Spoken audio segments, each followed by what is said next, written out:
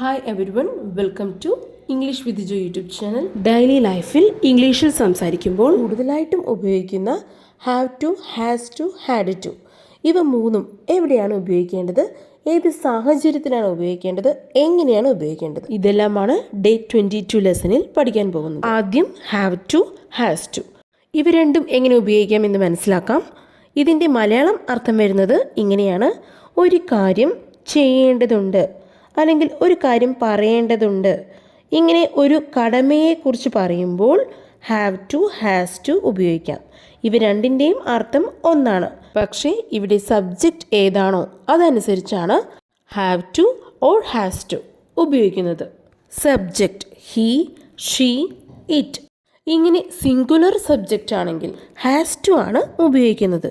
എന്നാൽ I, U, V, ദേ ഇങ്ങനെ plural സബ്ജക്റ്റാണ് വരുന്നതെങ്കിൽ ഹാവ് ടു ആണ് ഉപയോഗിക്കേണ്ടത്. ഇവിടെ ഉപയോഗിക്കുന്ന സെൻറ്റൻസ് സ്ട്രക്ചർ ഓർത്ത് വയ്ക്കുക. ആദ്യം സബ്ജക്റ്റ്, അതിനുശേഷം have to or has to, അതിനുശേഷം V1 ഫോം ഓഫ് ദ വെർബാണ് വരേണ്ടത്. പ്രസൻറ്റ് ടെൻസിലാണ് ഇവ ഉപയോഗിക്കുന്നത്. വീഡിയോയിലേക്ക് ഡീറ്റെയിൽ ആയിട്ട് പോകുന്നതിന് മുൻപ് English with Jo YouTube channel ഇതുവരെ സബ്സ്ക്രൈബ് ചെയ്തിട്ടില്ലെങ്കിൽ ദയവായി സബ്സ്ക്രൈബ് ചെയ്യുക. കൂടാതെ അടുത്തുള്ള ബെൽ ബട്ടൺ ക്ലിക്ക് ചെയ്യാനായി മറക്കരുത്. എങ്കിൽ മാത്രമേ ഞാനിടുന്ന പുതിയ വീഡിയോസിൻ്റെ നോട്ടിഫിക്കേഷൻ ലഭിക്കുകയുള്ളൂ. Let's move on to the lesson. ഈ സെൻറ്റൻസ് നോക്കൂ. I have to go to the office today.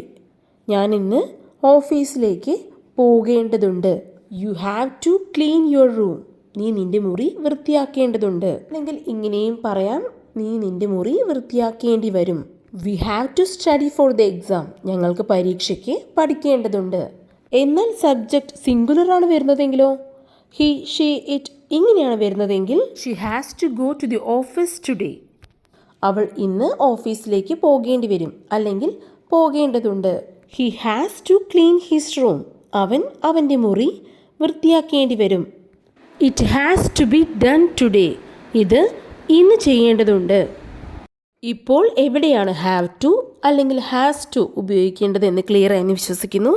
ഇതുപോലെ ഒരു കടമയെക്കുറിച്ച് പറയുമ്പോൾ, ഒരു ഉത്തരവാദിത്തത്തെക്കുറിച്ച് പറയുമ്പോൾ, ഒരു കാര്യം ചെയ്യാൻ നിർബന്ധിതരാകുമ്പോൾ എല്ലാം ഹാവ് ടു അല്ലെങ്കിൽ ഹാസ് ടു ഉപയോഗിക്കാം. Next, have to, has to ഉപയോഗിച്ച് ഒരു നെഗറ്റീവ് സെൻറ്റൻസ് എങ്ങനെയാണ് പറയുന്നത് എന്ന് നോക്കാം. ഹാവ് ടു നെഗറ്റീവ് ഫോമിൽ പറയുമ്പോൾ ഡോണ്ട് ഹാവ് ടു. എന്നാൽ ഹാസ് ടു നെഗറ്റീവ് സെൻറ്റൻസിൽ പറയുമ്പോൾ ഡസൻറ്റ് ഹാവ് ടു. ഇങ്ങനെയാണ് വരുന്നത്. ഹാവ് ടു നെഗറ്റീവ് സെൻറ്റൻസ് ആയി ഉപയോഗിക്കുമ്പോൾ സെൻറ്റൻസ് സ്ട്രക്ചർ ഓർത്ത് വയ്ക്കുക. ആദ്യം സബ്ജക്റ്റ്, അതിനുശേഷം don't have to plus V1 form of the verb. എന്നാൽ ഹാസ് ടു നെഗറ്റീവ് സെൻറ്റൻസിൽ വരുമ്പോൾ ആദ്യം subject doesn't have to plus V1 form of the verb. കുറച്ച് എക്സാമ്പിൾസ് കാണാം. I don't have to go to the office today. എനിക്ക് ഇന്ന് ഓഫീസിൽ പോകേണ്ടതില്ല. You don't have to clean your room. നിനക്ക് നിന്റെ മുറി വൃത്തിയാക്കേണ്ടതില്ല.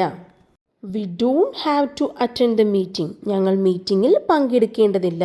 Next, has to negative sentence വരുമ്പോൾ എങ്ങനെയാണ് ഉപയോഗിക്കേണ്ടത് എന്നുള്ള എക്സാമ്പിൾസ് കാണാം. She doesn't have to go to the office. അവൾ ഓഫീസിൽ പോകേണ്ടതില്ല. He doesn't have to clean his room. അവൻ അവൻ്റെ മുറി വൃത്തിയാക്കേണ്ടതില്ല. It doesn't have to be done today. ഇത് ഇനി ചെയ്യേണ്ടതില്ല. ഇനി പഠിക്കാൻ പോകുന്നത് ഹാഡ് ടു എവിടെയാണ് ഉപയോഗിക്കേണ്ടതെന്ന് മനസ്സിലാക്കാം. ഇതിൻ്റെ മലയാളം അർത്ഥം വരുന്നത് ചെയ്യേണ്ടി വന്നു, പറയേണ്ടി വന്നു, പോകേണ്ടി വന്നു. ഇങ്ങനെ പറയുമ്പോഴാണ് ഹാഡ് ടു ഉപയോഗിക്കുന്നത്. സെൻറ്റൻസ് സ്ട്രക്ചർ ഇങ്ങനെയാണ്: ആദ്യം സബ്ജക്റ്റ്, അതിനുശേഷം ഹാഡ് ടു, അതിനുശേഷം വരുന്നത് V1 ഫോം ഓഫ് ദ വെർബാണ്. എല്ലാ സബ്ജക്റ്റിനൊപ്പവും ഹാഡ് ടു ഉപയോഗിക്കാം. ഹാവ് ടു, ഹാസ് ടു ഇവ രണ്ടും പ്രസൻറ്റ് ടെൻസിലാണ് ഉപയോഗിക്കേണ്ടത്. എന്നാൽ ഹാഡ് ടു പാസ്റ്റ് ടെൻസിലാണ് ഉപയോഗിക്കേണ്ടത്. ക്ലിയർ ആയെന്ന് വിശ്വസിക്കുന്നു. ഈ ഒരു സെൻറ്റൻസ് നോക്കൂ. I had to go to the hospital yesterday. ഞാൻ ഇന്നലെ ആശുപത്രിയിൽ പോകേണ്ടി വന്നു. They had to cancel that trip. അവർക്ക് അവരുടെ യാത്ര ക്യാൻസൽ ചെയ്യേണ്ടി വന്നു. അതായത് ഒരു യാത്ര പ്ലാൻ ചെയ്യുകയാണ്, പക്ഷേ മഴ കാരണം അല്ലെങ്കിൽ മറ്റു കാരണങ്ങളാൽ അവർ യാത്ര ക്യാൻസൽ ചെയ്യേണ്ടി വന്നു എന്ന് പറയുമ്പോൾ ഇങ്ങനെ പറയാം: they had to cancel that trip. She had to attend the meeting. അവൾക്ക് മീറ്റിംഗിൽ പങ്കെടുക്കേണ്ടി വന്നു. നെക്സ്റ്റ് മനസ്സിലാക്കാൻ പോകുന്നത് ഹാഡ് ടു ഉപയോഗിച്ച് എങ്ങനെയാണ് ഒരു നെഗറ്റീവ് സെൻറ്റൻസ് പറയുന്നത് എന്ന് പഠിക്കാം. സെൻറ്റൻസ് സ്ട്രക്ചർ ഇങ്ങനെയാണ് വരുന്നത്. ആദ്യം സബ്ജക്റ്റ്, അതിനുശേഷം didn't have to plus V1 form of the verb. I didn't have to go to the hospital yesterday. എനിക്ക് ഹോസ്പിറ്റലിൽ പോകേണ്ടി വന്നില്ല. They didn't have to cancel their trip. അവർക്ക് അവരുടെ യാത്ര ക്യാൻസൽ ചെയ്യേണ്ടി വന്നില്ല. She didn't have to attend the meeting. അവൾക്ക് മീറ്റിങ്ങിൽ പങ്കെടുക്കേണ്ടി വന്നില്ല. ഈ ഒരു ലെസൺ ചിലപ്പോൾ ഒരു കൺഫ്യൂഷൻ വന്നേക്കാം. Had to, have to, has to, അതിൻ്റെ നെഗറ്റീവ് ഫോം ഇതെല്ലാം ഒരുമിച്ച് കേൾക്കുമ്പോൾ. പക്ഷേ നന്നായി പ്രാക്ടീസ് ചെയ്താൽ വളരെ ഫ്ലുവൻ്റായും കോൺഫിഡൻ്റായും സംസാരിക്കാം. അതുകൊണ്ട് ഇതുപോലുള്ള കുറേ സെൻറ്റൻസ് ഉണ്ടാക്കി നോക്കുക. പറഞ്ഞ് പ്രാക്ടീസ് ചെയ്യുക. അപ്പോൾ ഈ ഒരു വീഡിയോ യൂസ്ഫുള്ളായി വിശ്വസിക്കുന്നു. യൂസ്ഫുള്ളായെങ്കിൽ ലൈക്ക് ചെയ്യുക.